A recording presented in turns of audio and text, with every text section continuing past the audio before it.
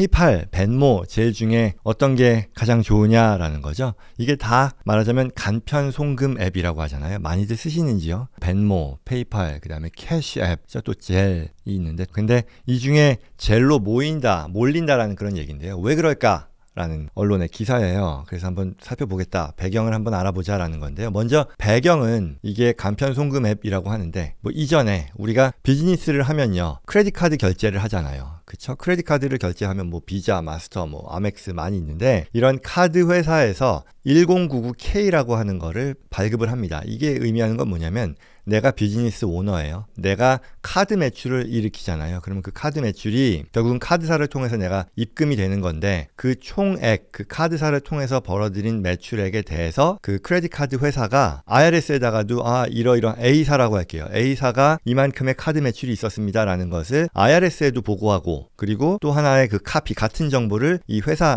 A사에다가 보내주는 거잖아요. 그러면 결국 그 말은 A사의 입장에서는 자동적으로 그 카드사를 통해 일으킨 매출이 IRS로 정보가 전달된다라는 그런 얘기잖아요. 그게 1099의 하나의 작동 방식일 텐데, 이런 내용이 원래는 당초 송금 앱에도 적용되기로 했다라는 거죠. 그러니 이 송금 앱, 벤모, 뭐 페이팔이라고 칠게요. 그러면 여기서 내 현금 거래가 있었던 것에 대해 내가 받는 입장에서 일정 금액 이상이면 그만큼 지급된 금액을 뭐 벤모라고 하면 벤모에서 그 정보를 IRS에다가 1099K라는 그런 양식을 통해서 정보를 보고하고, 그 다음에 나에게도 그 내용을 제공을 하겠다. 결국 그 말은 내가 이 벤모를 통해서 받은 그 금액 정보가 IRS에 공유된다는 그런 얘기였었잖아요. 그래서 그게 당초에는 실제 일정이 2023년도 과세 연도 때부터 총액, 예컨대 뭐 벤모를 통해서 내가 받은 금액이 누적액이 600불을 넘으면 IRS에 이와 같은 1099K를 보고해야 된다는 규정이 시행될 예정이었었는데, 근데 이게 최근에 바뀌었죠. 지난 21일이었었죠.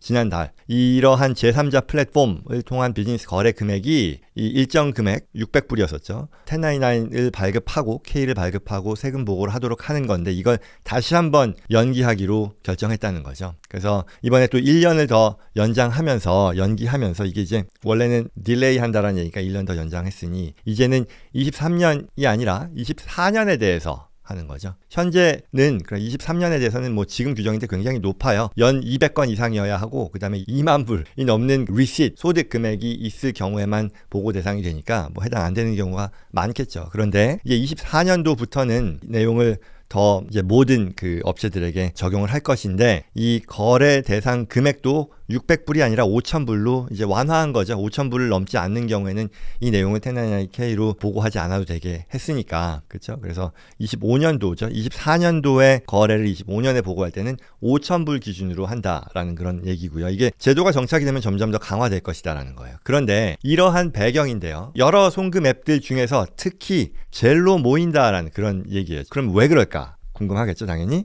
그 내용은요, 젤의 어떤 독특한 페이먼트 메서드 방식에 따라서인데, 좀 더 정확하게는 젤은 어떤 경우에도 1099K의 적용을 받지 않는다라는 거예요. 지금의 거래 방식을 유지하는 한. 일단 1099K가 어떤 의미가 있느냐, 좀 전에 말씀드린 것처럼 1099K라는 것을 IRS에 보고함으로써 나의 거래가 투명하게 추가로 보고된다, IRS에 공지된다라는 거잖아요. 그러면 왜 젤만 예외냐라고 생각할 수 있겠죠.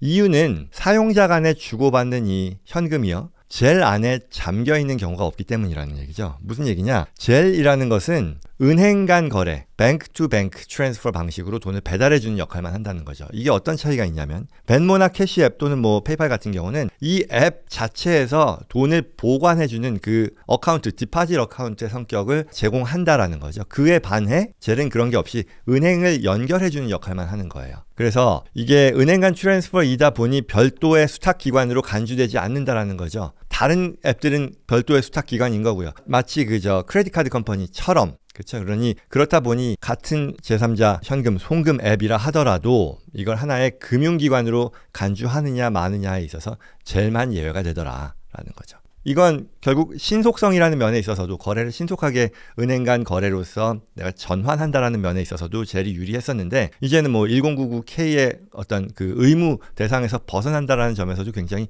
매력적으로 받아들여진다라는 그런 얘기를 하는 거예요. 1099이라는 것이 IRS에 추가로 보고하는 내 거래 내역, 추가로 보고하는 그런 자료가 될 텐데 이 과정을 피할 수 있다는 게 매력이라는 얘기죠. 그러다 보니 뭐 예를 들어서 뭐 일을 해요. 무슨 알바생들 또는 뭐 파트타이머들 급여 받는 경우 있잖아요. 물론 아예 풀타임으로 회사에서 근무를 하는데 제3자 송금 앱을 써서 하는 경우는 별로 없고, 근데 뭐 가드너라던가 저희 집도 그런 경우 많이 하는 걸로 제가 아는데, 학원 선생님들이라던가 이런 경우에 급여를 현찰로 캐시 트랜스퍼를 한단 말이죠. 이 경우에 고용주와 합의하에 이제 젤로 받게 함으로써 이게 IRS 조사의 무풍지대로 역할을 할 것 아니겠느냐라는 그런 우스갯소리도 나오고 있다라는 거죠. 물론 이게 이론상 맞는 얘기는 아니에요. 이론상 맞는 얘기는 아니고요. 어차피 거래의 내용을 보고해야 되는 의무라는 것은 내가 이게 뭐 IRS가 디텍트하느냐 발각할 수 있느냐라는 것과는 별개로 당연히 거래의 성격이 예컨대 뭐 내가 튜러링을 해가지고 어떤 그 서비스 대금을 받았다거나 아니면 가드닝 서비스를 해서 받았다거나 이런 모든 것들이 뭐 보고해야 되는 거잖아요. 그리고 또 젤이 100% 안전한 것은 아니라는 거죠. 그런 면에서는 결국 나중에라도